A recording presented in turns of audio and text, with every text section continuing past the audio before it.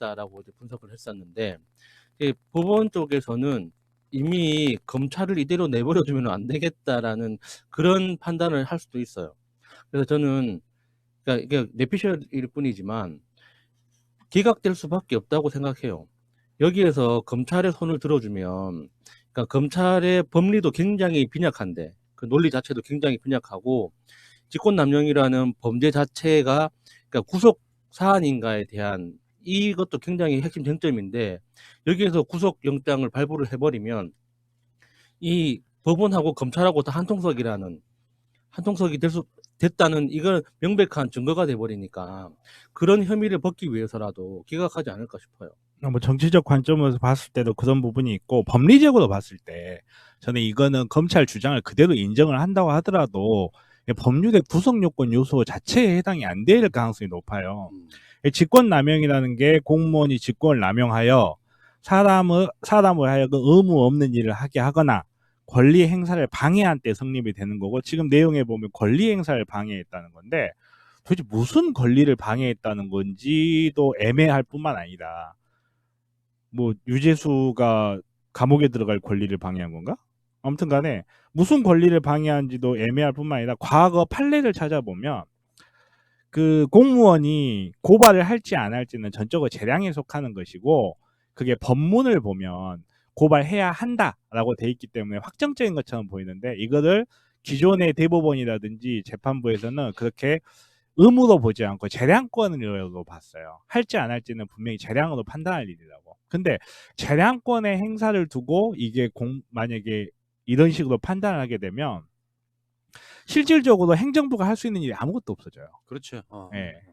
행정부가 한다는 거는 늘 말하지만 세상에 옳고 그른 거는 특히 인문학적인 영역에서 없어요. 그런 거는 재량에 따라서 가치 판단해서 옳다고 생각하는 일을 하면 되는 건데, 이거를 법의 잣대로 들이대 가지고 옳다 그르다를 갖다 대버리면 아무것도 못합니다. 법가 사상, 법을 이용해서 사회를 통치하고자 했던 법가 사상이 왜 망했나, 이게 사회가 융통성이 떨어져 버리고 제대로 된 반응을 못 해줘서 행정부가 제 기능을 못하게 돼서 망한 거거든요, 사실은. 이런 부분 너무 가다 보니까 너무 갔는데, 그냥 법리적으로 생각했을 때 이거는 구속 요건에도 해당되지 않을 가능성이 높고, 예. 주장 자체도 애매한 부분이 너무 많아요. 그냥 이렇게 정리를 한번 해봅시다. 방송 제목이 달린 것처럼 영장 기각 확실, 이렇게 단 건 상식이에요. 상식이죠. 그 상식이라고. 오늘 뭐 이따가 좀 더 디테일한 이야기가 나오겠습니다만, 여기서 뭐 구속영장을 발부할 것이다라고 하는 여러 가지 근거 중에는 그 판사가 무슨 라인이다 이런 식으로, 요거는 상식이 아니라 비상식인 거예요. 그렇죠. 그러니까 이 법리적 부분을 보거나 상식적으로 봐도 영장 기각은 확실한데, 우리가 걱정하는 것은 이 사법 개혁에 있어 가지고 너무나 비상식적인 짓들을 검사나 판사들이 많이 해왔기 때문에 거기에 대한 우리 나름대로 우려가 있는 것이고요. 어쨌건 저는 이렇게 생각해요. 그 판사가 누구의 라인이고 뭐 어쩌고 하는 건 두 번째 문제라고 생각해요. 상식에 기반해서 외쳐야 되는 거고, 요렇게도 볼 수 있거든요. 뭐 어떤 어마어마한 라인이 작동해 가지고 문재인 정부 무너뜨리려고 뭔가 작동한다가 아니라, 나는 그렇게 보고 싶어요. 검사와 다르게 판사는 상당히 좀 독립적인 위치에 있는 사람들이고, 이 사람들이 만약에 이게 누구누구 라인이라는 낙인이 찍혔다는 것이 그렇게 보이지 않기 위해서라도 난 상식적인 판결을, 그러니까 구속영장 심사를 할 거라고 저는 봐요. 그렇게 갔으면 좋겠고, 그렇게 주장을 해야만 만약에 잘못된 선택이 나왔을 때도 그를 비판할 수가 있는 거라고 보는 거예요. 그러니까 당연히 이 사람은 조국 장관 등을 빌미를 불어서 문재인 정부에 뭐 어떤 망하게 하기 위해서 그렇게 영장을 발부할 것이다, 이런 식으로 분석하는 것은 난 분석의 의미가 없다고 생각합니다. 사실 정치적 관점으로 봤을 때도 저는 야수님 생각하고 동의를 합니다. 지금 상태에서 이렇게 사법개혁의 목소리가 어느 때보다 큰 때인데, 지금 상태에서 재판부가 정말 정치적 판단을 한다면 이거는 오히려 기각이 돼야 맞아요. 네. 이 상황에서 인용을 해버리면 정말로 검찰개혁 다음 타겟은 우리다라는 게 너무나 선명하게 드러나 버려요. 그런 상황에서 정치적으로 판단, 한다고 하더라도 저는 기각되는 게 맞다라고 생각하고 법리적으로는 더 말할 것도 없고요. 사실은 법이라는 게 하는 역할이 사람에게 예측 가능성을 주는 거예요. 예. 내가 어떤 행위를 했을 때 이게 적법한 행위로서 보호가 될 것인지 아니면 위법한 행위로서 무효가 될 것인지를 예측 가능하게 해주는 거고 그 예측 가능성이라는 부분에서 봤을 때 이거를 예측한다면 기각이 확실하다고 봐야죠. 그러니까 저도 생각한 게 뭐냐면 이게 기각이 됐어요. 또 걱정되는 게 한 가지가 뭐냐면 또 다른 별건 수사로 우리 조국 장관님의 그걸 또 이슈를 만들지 않을까도 걱정이 돼요. 네, 그렇게 예, 할 예, 가능성은 예, 있는데, 예. 그러니까 그와 동시에 그렇죠. 지금 네. 현재 국회에서 그 네. 검경 수사권 그렇죠. 조정이 계속 진행되고 있기 때문에 네. 그 법안 통과가 되는 순간 검찰은 다 손을 내려놔야죠. 맞습니다. 그렇게 예. 빨리 되기를 예, 진짜 예. 기원해야 할 것 같아요. 그 순간까지는 저는 끝까지 발악을 할 거라고 봐요. 예. 그러니까 이게 뭐 우리들 관점에서만 바라본 게 아니고요. 오늘 그 조국 장관 변호인 김칠준 변호사가 한 말이 있습니다. 조 전 장관은 누구로부터 청탁 전화를 받은 적이 없고, 그러니까 유재수 자체를 아예 모른다잖아요. 다음에 오히려 박형철, 백원우 전 비서관이 여기저기서 청탁성 전화들이 온다고 하는 걸 전해 들었다. 조 전 장관이 여기저기서 전화가 많이 온다고 하고 감찰 중단을 지시했다고 진술한 것으로 알려졌지만 이건 사실이 아니다. 그럼에도 불구하고 감찰은 계속됐다. 그래서 3차례 보고까지 받았고 마지막 4차 보고에 있어서 최종적인 결정을 했기 때문에 직권을 남용해서 감찰을 중단시켰다는 건 사실이 아니다. 법률적으로도 특별감찰반은 수사기관이 아니고 민정수석의 고유 업무를 보좌하기 위한 보좌기관이다. 민정수석이 어떤 결정을 하는데 보좌기관이 내준 의견들 하나를 선택하는 건데 민정수석이 보좌기관의 어떤 권한을 침해했다는 건지 의문이고, 이게 지금 권리행사 방해 같아요. 이게 그 부분이 불분명하다는 게 변호인단의 주장의 핵심이다, 이렇게 이야기를 했는데 이게 상식이잖아요. 이게 그러니까 검찰이 조국 장관을 엮기 위해서 조국 장관이 비리가 있는 유재수를 덮기 위해서 더 감찰을 진행해야 되는데 덮었다. 요걸로 지금 구속하려고 하는 거예요. 근데 상식적으로 봐도 유재수와 조국 장관은 일단 서로 일면식도 없는 사이야. 전화를 받은 적도 없어. 근데 조국 장관이 이게 여기서는 이제 정무적 판단이라는 게 개입하는 거잖아요. 정치적으로 봤을 때 더 이상 우리가 감찰을 할 수 없다면 이걸 이제 두 가지가 나올 수 있는 거 아닙니까? 수사기관에 이첩한다든지 아니면 거기 소속돼 있는 그 기관, 금융위원회였죠. 거기다가 이 상황을 통보해가지고 징계하라고 한다든지 둘 중에 하나를 내리는 거고, 이게 조국 장관이 구속이 될 정도라면 그런 범죄들을 다 덮은 다음에 유재수 건 없던 걸로 해버리는 것이 구속 사유가 될 수 있다면 모를까. 요거는 그런 상황이 아니잖아요. 그러니까 조국 장관이 평소에 누군가의 부탁을 잘 들어주는 사람이었다면 자기의 이익을 위한 어떤 누군가의 특정인의 이익을 위한 청탁을 들어주는 사람이었다면 의심해볼 만도 하죠. 그런 전화를 받았다는 거. 그런데 지금 구속되어 있는 그 사촌 조카라는 그 조범동 씨가 녹취록에 그런 표현이 나옵니다. 재수 없다고. 누가요? 그러니까 조국 삼촌이 재수가 없다고. 유재수가 없다는 네. 건가? 그러니까 아니 그게 그런 뜻이 아니라 재수가 없다는 뜻이 너무 깨끗하니까, 그러니까 옆에 다가갈 그 공간이 없다는 거예요. 그래서 너무 청렴한 걸 이렇게 너무 이렇게 강조하다 보니까 재수 없어서 평소에 이렇게 안 좋은 감정을 갖고 있었다는 거죠. 그러니까 평소에 삶이 그랬던 사람이 민정수석이 됐다고 갑자기 청탁 전화를 막 그렇게 받았을까요? 말이 안 되는 거거든요. 직권남용이라는 거는요. 예를 들면 검사가 수사권을 남용해서 한 가족을 털면 그게 직권남용이고 권리행사 방해인 거고, 없는 죄를 자기네들도 그게 사실이 아니라는 걸 뻔히 알면서 사문서가 위조된 듯하게 공소장을 제기하면 그게 직권남용 권리행사 방해예요. 정무적 판단에서 재량권을 행사한 걸 직권남용이라고 하면 오늘부터 저는 중국집에 갈 때 짬뽕 시킬지 짜장면 시킬지도 검찰에 물어봐야 돼요. 이건 정말 말이 안 되는 거예요. 전화해서 물어보면 되겠네요. 뭐 말하자면 검찰이라고 하는 조직이 대표적으로 그런 거 아니에요? 무슨 자기들끼리 비리 있으면 무마해버리잖아요. 그렇죠. 그러니까 그 전문가들이라서 세상을 그렇게 보는 거야, 이 새끼들이. 그렇죠. 진짜 어처구니가 그런 없어서. 게 직권남용인 거지. 지금 뭐 김학이나 그런 사건들에 나왔던 모든 것들이 따지면 수사 안 했잖아요. 지금 나경원도 왜 수사 안 해요? 그러게요. 나경원부터 수사를 해야 되는 거죠. 자기들 눈에 팔차- 들보는 안 보여. 네, 8차 고발까지 갔는데. 얼마 전에 안진걸 형님이 8차 갔습니다. 고발까지 네. 했잖아요. 근데 그거에 앞으로- 대해서 아무런 말이 앞으로 없어요. 지금. 11차까지 준비가 돼 있다는데 두고 봐야죠. 그것도 그러면 권리행사 방해인가? 검찰이 직무유기죠. 하는 짓이 직무유기. 직무유기죠. 직무유기로 누굴 처벌해야 돼요? 권리행사 방해 맞죠? 국민의 알 권리, 그럼 검찰총장을 알 해야 권리를 돼요. 방해하고 있죠. 일단은 직무유기로 보는 게 맞을 것 같고요. 고발해야겠다. 오늘이 날이니만큼 진짜 저쪽 분들은 엄청 들어오신다 개새끼들 진짜. 들어와가지고 조국 구속하라고 막 이런 난리를 치는데 오늘 또 지금 법원 앞에도 그런 놈들이 몇 마리 있었다고 하더라고요. 나가 좀 제발. 자, 어차피 이 방송이 팟캐스트로 나갈 때는 대략적으로 결정이 됐을 거예요. 결과가 나왔을 거라고 보는데 우리 상식이 기반의 이야기를 합시다. 이게 뭐 역사란 건 그런 반전이 있는 거 아닙니까? 말하자면 비상식적인 결정들을 하고 그런 공무원 짓들을 하면 개혁의 대상이 되는 거고 상식적인 짓을 하면 그나마 상식이 승리했다고 얘기할 수 있는 거고 근데 가끔씩 그런 게 있잖아요. 뭐 결과를 맞추네 못 맞추네 이래가지고 용하네 마네 이거 장난치십니까? 들어와가지고 채팅하시는 분 중에 그런 사람들 좀 민주시민이라고 하지 마세요. 맞추고 못 맞추고에 이게 무슨 점치는 거예요?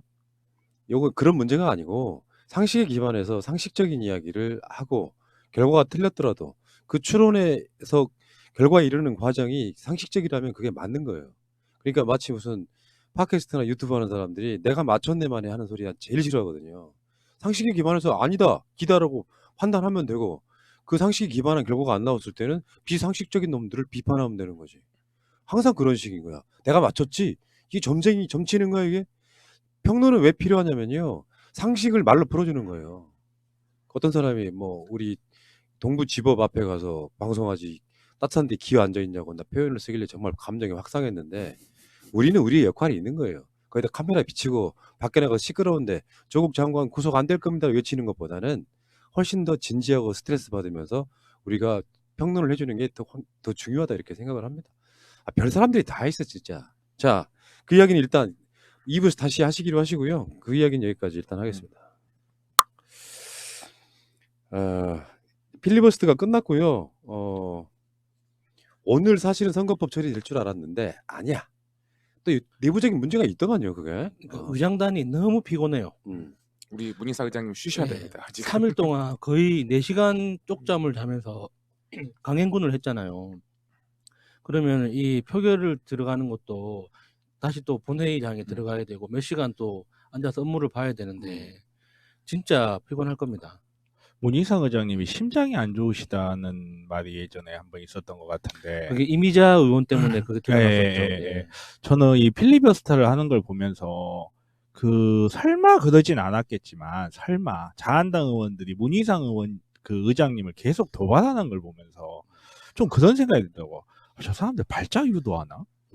저도 그 생각했어요. 네. 만약 정말 그 상태에서 의장님께서 혈압이 높아져서 발작이라도 발생하게 되면 말 그대로 올스톱이 되어버릴 수 있는 상황이니까. 그러니까 필리버스터 발언을 진행하는 자유한국당 의원들도 필리버스터 본 내용이 아니라 문희상 의장을 대상으로 해서 비난하는 언사를 굉장히 많이 필리버스터가 이야기했거든요. 아니라 문희상 버스터더라고요 정말로. 우리 아니, 전희경 의원님 계속 의장님에 대해서 비난과 비판만 해서 와 저렇게도 가만히 있을 수 있을까라는 생각이 들었어요. 걱정이 되더라고요. 막.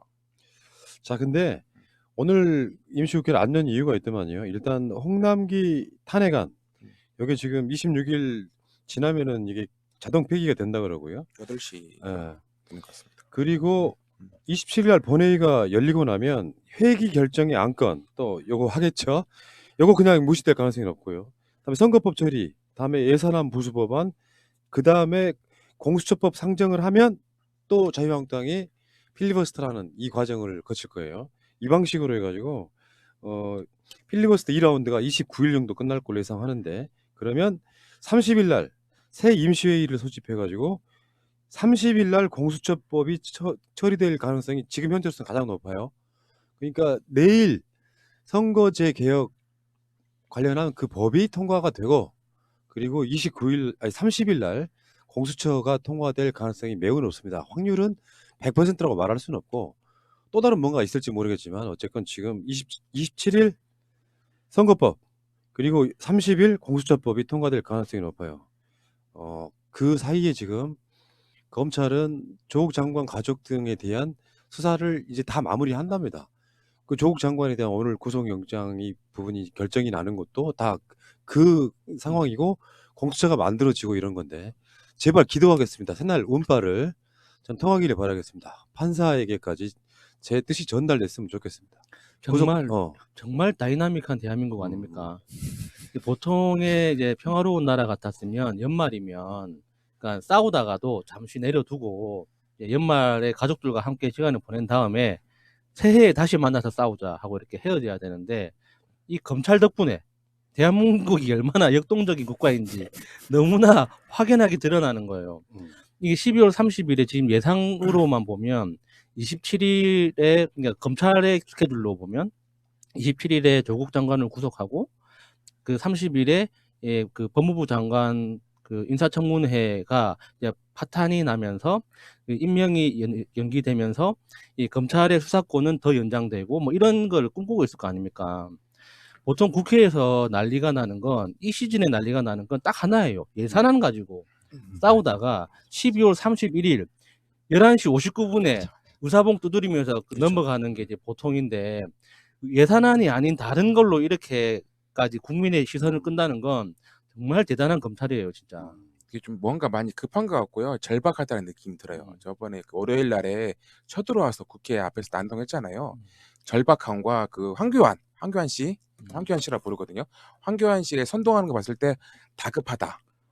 라는 생각이 들어서 이들이 지금 쫄고 있구나라는 저는 예. 느낌이 들었습니다. 이제 새날에 나오시니까 황교 박씨라고 불러주십시오. 황교 박 씨요. 네. 밖에서 활동을 많이 한다고 해서 아니야. 복사뼈 괜찮은가 모르겠다.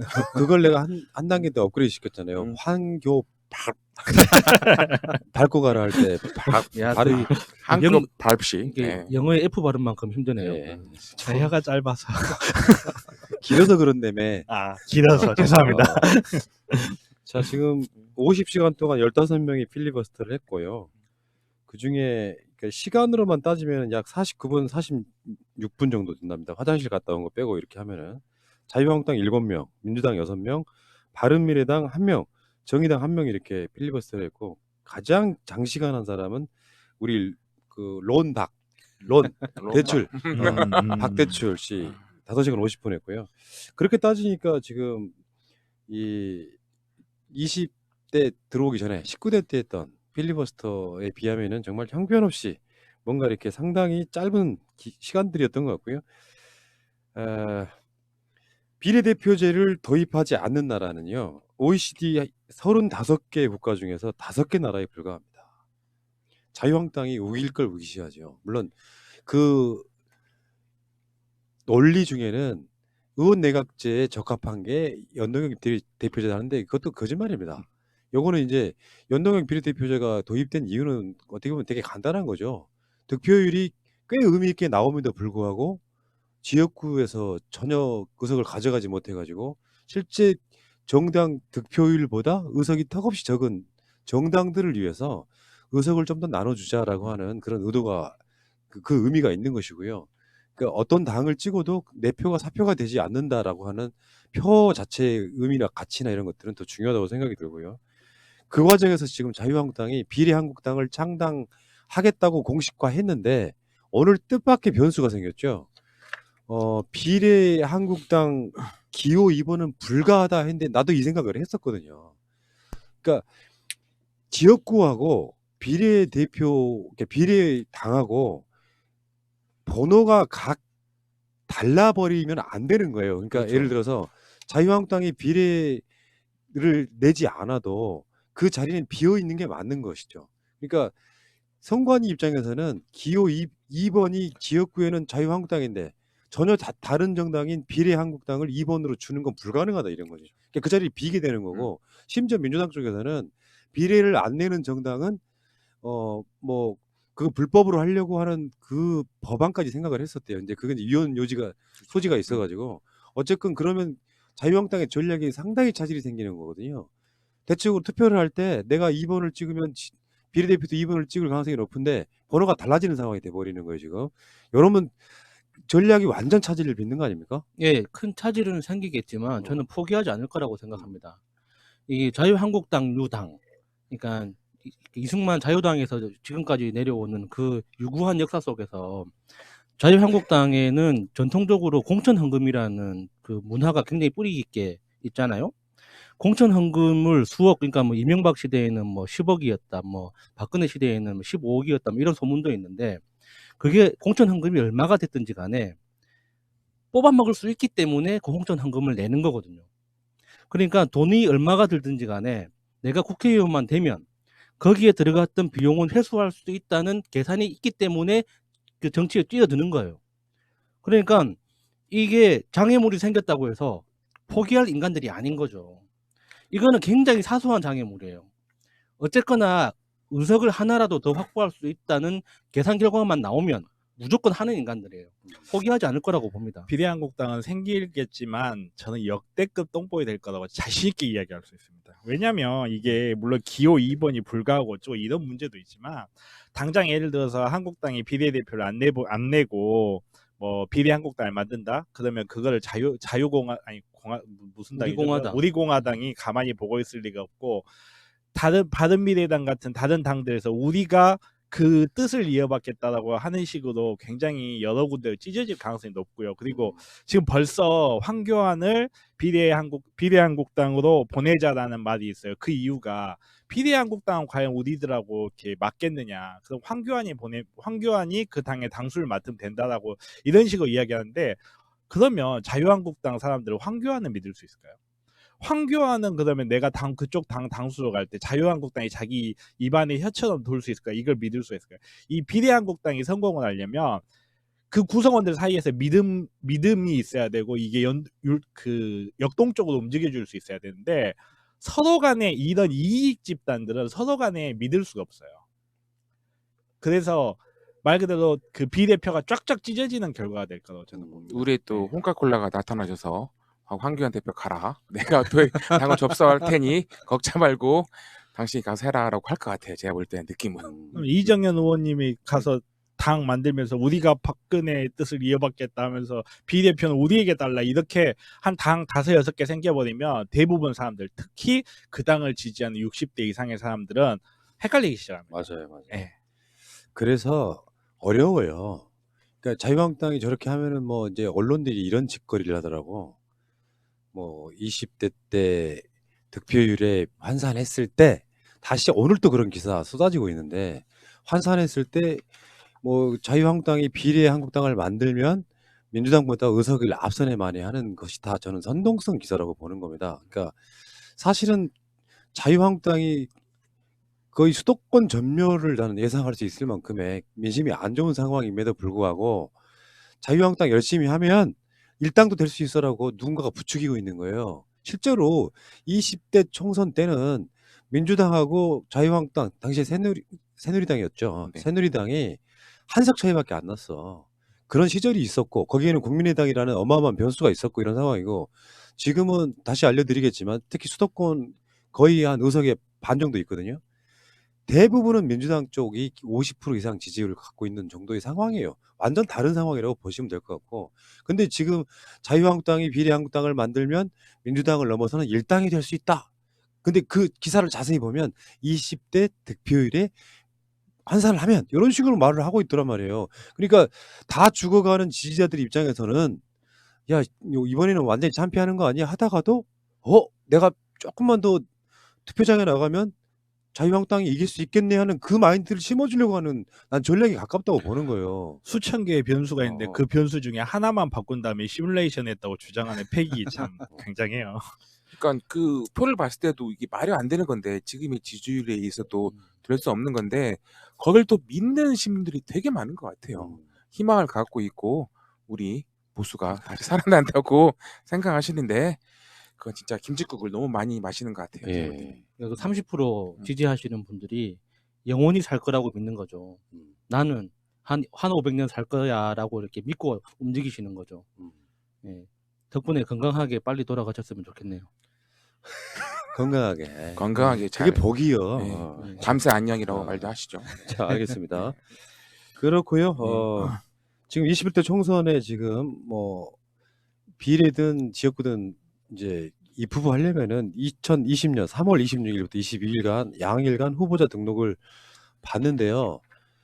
그 전까지는 창당 작업이 완료가 돼야 되는 바로 이런 결과들이 있는데 자유한국당 뜻대로 안 될 것이다. 기호 일단 2번 못 받는 거 일단 알게 됐고요. 그러면 전략이 어마어마한 차질이 생기는 거고 그게 그래서 잘 홍보가 된다고 해도 오히려 지역구 등을 더 손해보는 결과로 저는 가져올 것이라고 저는 보기 때문에 자유한국당이 좀 저러고 또 일부에서는 민주당도 비례민주당 만지작 이렇게 표현을 하고 있는데 그것도 웃긴 이야기 같고요.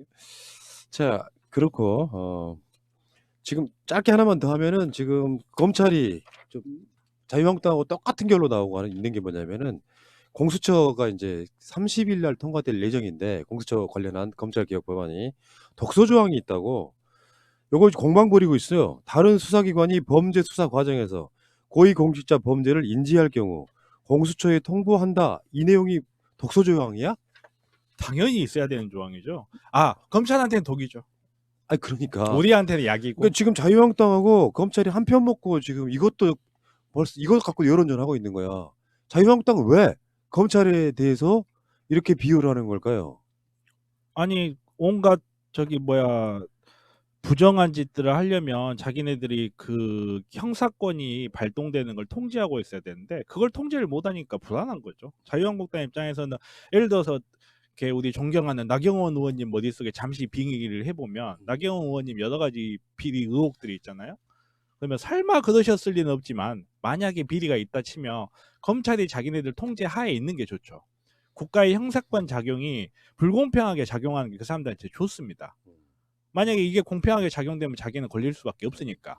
그렇죠. 방귀 낀 놈이 성내는 거죠. 이거는 자기네들 입장에서는 독소 조항이 우리한테는 좋은 거죠. 예. 뭐 그릴 게 없으면은 뭐 이렇게 이첩을 하든 말든 수사를 하든 말든 그리고 이거는 공수처가 생기든 말든 뭔 이거는 상관이에요. 반드시 필요한 예. 조항인 게 이게 지금 우리가 검찰권을 제한하기 위해서 공수처를 만드는 건데 실질적으로 만약에 이런 그 통보 조항이 없어버리면 검찰 내에서 자체적으로 처리를 해버릴 수가 있어요. 그렇죠. 예를 들어서 김학의 사건이 발생했다. 김학의 사건이 발생해서 이제 온 국민들이 떠들면 예를 들어서 뭐 자기네들 입안에 혀처럼 도는 시민단체 하나 이용해갖고 야 너네들이 빨리 검찰에 고발해. 검찰에 딱 고발하면 검찰에 고발해가지고 자기네들이 수사 대충 해서 아유 사진 봐도 모르겠더라. 가든마 방향이 틀리네. 김학의 아니다. 이렇게 처리를 해버릴 수가 있단 말이에요. 아이고. 반드시 이거는 있어야 되는 조항인 거예요. 공수처가 필요하기 아니 위해서. 경찰이 그러더라고. 경찰의 의무가 주변에서 범죄자를 보거나 그런 게 있으면 본인들이 경찰서에 있다가 보고할 의무가 있대요.